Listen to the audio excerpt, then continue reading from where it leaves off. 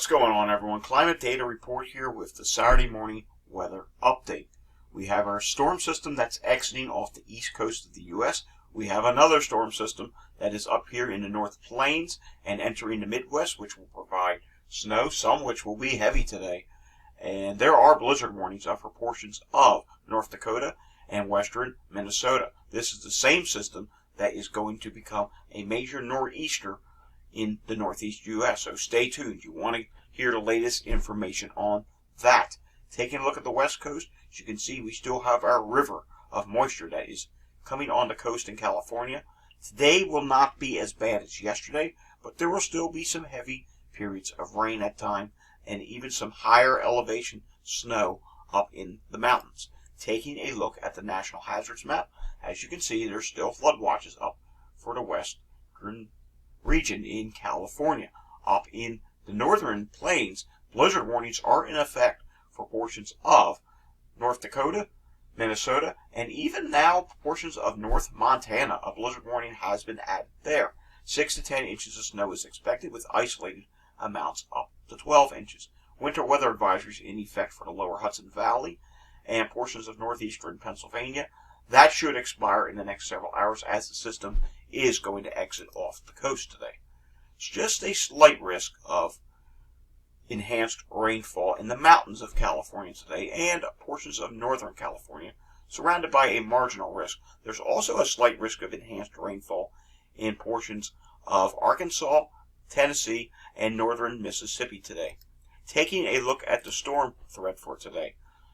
Oklahoma through Arkansas, there is a slight risk of severe weather. The biggest threat is hail today, with also a small threat of some wind damage.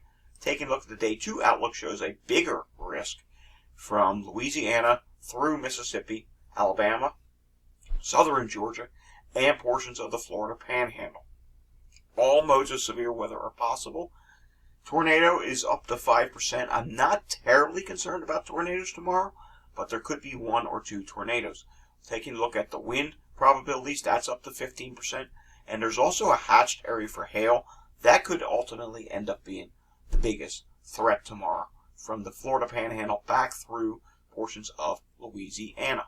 Let's take a look at the snow probabilities for the next 24 hours, and we'll run this through the whole WPC time period. You can see probabilities of 1 inch are fairly high up in the northern plains. Even if I switch it to 2 inches, this is by 12Z tomorrow, as you can see here, probabilities, again, pretty high for 2 inches. And we'll leave this at 2 inches.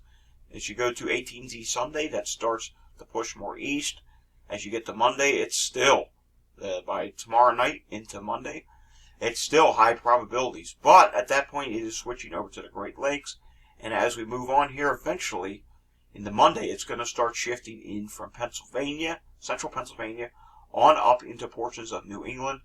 And watch what happens as we get into Tuesday. Really high probabilities of at least 2 inches of snow along the I-87 corridor in New York State. And finally, at the end of the range here, from extreme northeast Pennsylvania on up through New York, Vermont, and portions of New Hampshire and western Maine, really high probabilities of at least 2 inches of snow. So we know this storm is going to come. It's just the finer details that we still need to work on in terms of track. Taking a look at the temperatures for the next day or so, and here's what your temperatures look like across the country. We actually have some really warm weather in the south today. Look at this. The HRRR model is actually showing temperatures into the 90s in southern Texas, which is well above average for this time of year. Whether this actually verifies or not remains to be seen. It could be a couple degrees overdone. Even if it is, 90s at this time of year is unusual. Florida, 80s for you today. And taking a look at the rest of the country, the northern states are going to be relatively cool today, or closer to average. Slightly below average in the northeastern states today, and below average temperatures on the west coast today. As we get into tomorrow, as you can see, yet again another warm day in the south. Right along the immediate Gulf Coast, you can see temperatures get into the upper 70s to even mid-80s in Florida and southern Texas once again. Northern Texas will be in the 60s behind that cold front as it comes through, which is the energy that leads up to our storm system in the northeast. Let's talk about that storm system. There's been a few changes on the models, and that's basically the fact that we have less agreement now. The storm is going to happen, but there's a little bit of a stubble change in the track that could be the big difference of snow or no snow for Boston. Remember yesterday we were talking about how this will mainly be a rainy event for Boston? Well, the models changed up a little bit. Some have went east, some have went west. Here's the GFS. The latest GFS, this is the 6Z run, now shows a changeover to snow in North Jersey. This is on Tuesday morning, very early Tuesday morning. As you can see here, the low at this point is relatively east on the GFS still. And it shows the Hudson Valley, the I-87 corridor getting really heavy snow. And then here comes the low on Tuesday afternoon and approaches the area of Boston. We'll zoom this in to make it easier for you to see. As you can see here, here's the low just east of Boston. And then the GFS says, wait a second, you're going to change to very heavy snow across all of New England, which is a stark difference from its previous runs.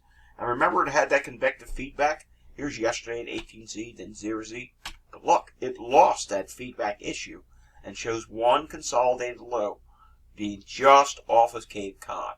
So that's something we have to watch. It still shows the low doing its little dance and then exiting stage right. However, if we go to the GEFS, here's what the GEFS shows. Low develops off the Carolinas. It moves north and northeast. The low on the GEFS, and this is the 6Z run. Let's zoom this into the eastern view. The low still goes right over Boston. So the GEFS is more west than the operational. If we go to last night's CMC run, watch this. The CMC is more west. It does show very heavy rainfall for the Boston metro area.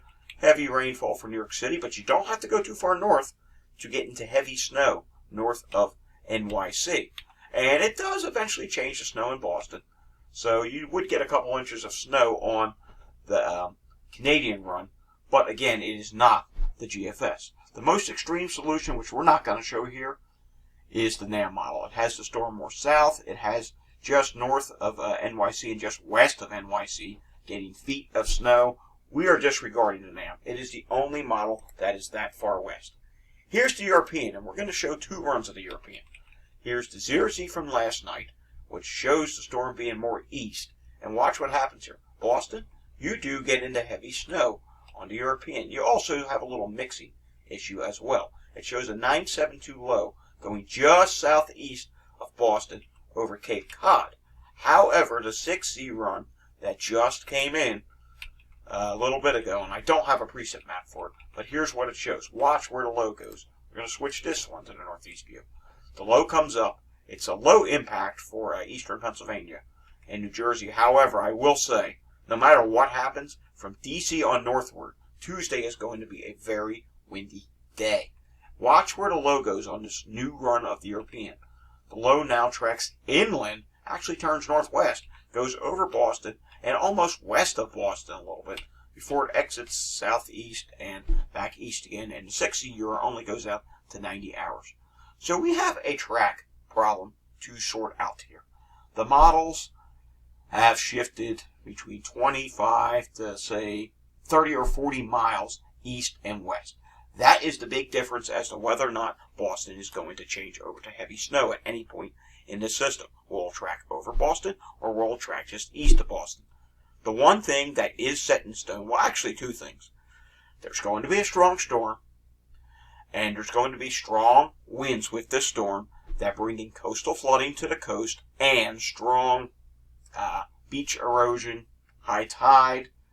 And I guess there would be a third thing as well. Someone is definitely getting a big snowstorm out of this. It's just a question of where. Does a major city like Boston come into play or not? We'll have to watch and fine-tune on the models. See what the models say today. And I'll have another update on this evening after we see the 12Z models and maybe some of the 18Z data. And we'll get maybe a better idea and hopefully work this situation out. Until then, if you like this update and like the content on my channel, hit the like and subscribe button down below. I'll see you all again later today. Enjoy the weather wherever you're at.